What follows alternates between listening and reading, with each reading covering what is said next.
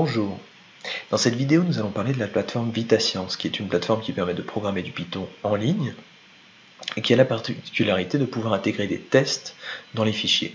Ainsi, lorsque vos élèves soumettent une fonction solution par rapport à un problème que vous avez posé, des tests automatisés vont s'exécuter pour leur dire si la fonction proposée valide ou non un certain nombre de conditions que vous avez mis. Vous pouvez également inclure un lien vers une solution lorsque les élèves ont réussi à passer ces tests. Donc, dans votre moteur de recherche préféré, cherchez VitaScience, ouvrons le site. Deux petits points à noter sur ce site qui est nouveau. Premièrement, il est nouveau et en cours de développement. Ainsi, un certain nombre de bugs subsistent qui pour l'instant gênent un petit peu en termes d'ergonomie. Nous en rencontrerons certainement dans cette vidéo.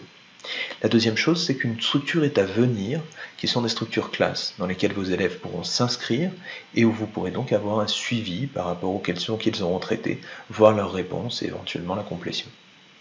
Première chose, identifions-nous, ou créons notre compte. Je suis déjà identifié, tout va bien. Je clique ensuite sur Programmer, et ici, je choisis Python.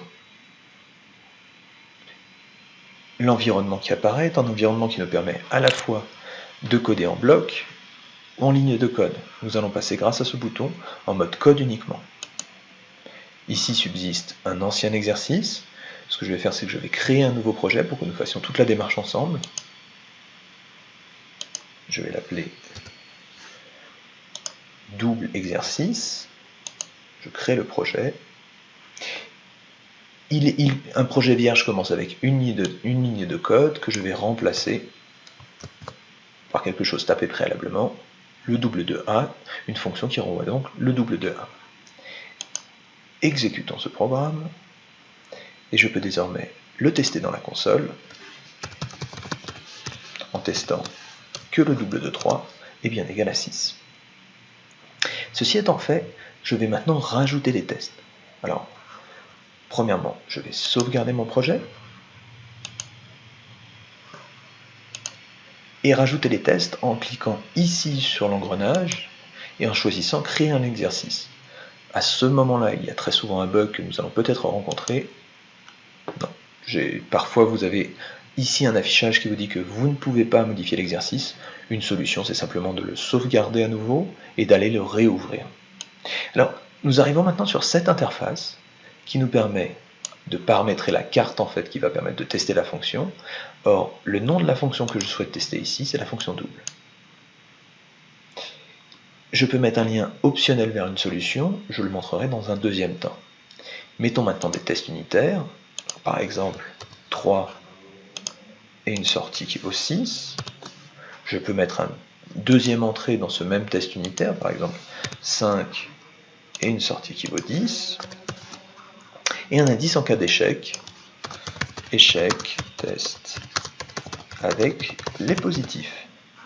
Je peux maintenant rajouter un autre test si je le souhaite, en disant par exemple -1 et je rajoute une sortie qui serait -2. Échec, test, avec le négatif. Je sauvegarde.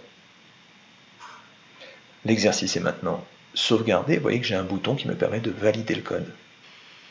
Lorsque je clique sur la validation, j'obtiens une erreur qui est un de ces fameux bugs dont je vous parlais. Cliquons sur Retourne à l'exercice, retournons dans la fiche de création de l'exercice, et parions que c'est le fait d'avoir une double entrée comme ceci dans un des tests qui ne passe pas.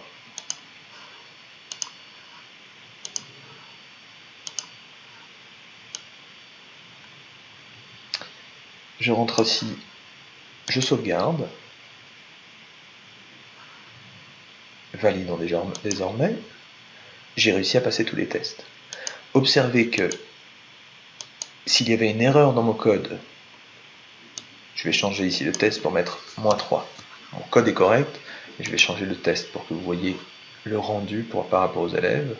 Lorsque je valide, j'obtiens ici un test validé, un test qui est raté, avec un élément de retour.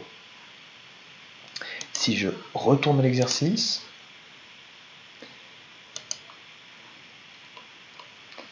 je remets ici -2. Observez que parfois, dans les bugs, le fait d'avoir une entrée nulle et une sortie nulle semble poser problème.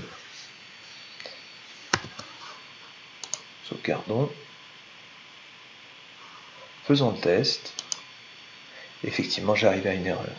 Donc, cette fonctionnalité n'est pas encore parfaite, néanmoins elle offre déjà des éléments intéressants et va certainement être corrigée. Donc si je supprime ici les entrées qui posent problème, notez qu'il y a maintenant cette ligne que je n'ai pas remplie, dans laquelle je peux mettre un lien vers une solution. Si j'ai préparé par ailleurs une solution correction, ici par exemple, je peux aller au moment de la sauvegarde du projet, cliquer sur le bouton partage, copier ce lien et venir l'insérer ici. Lorsque je sauvegarde mon projet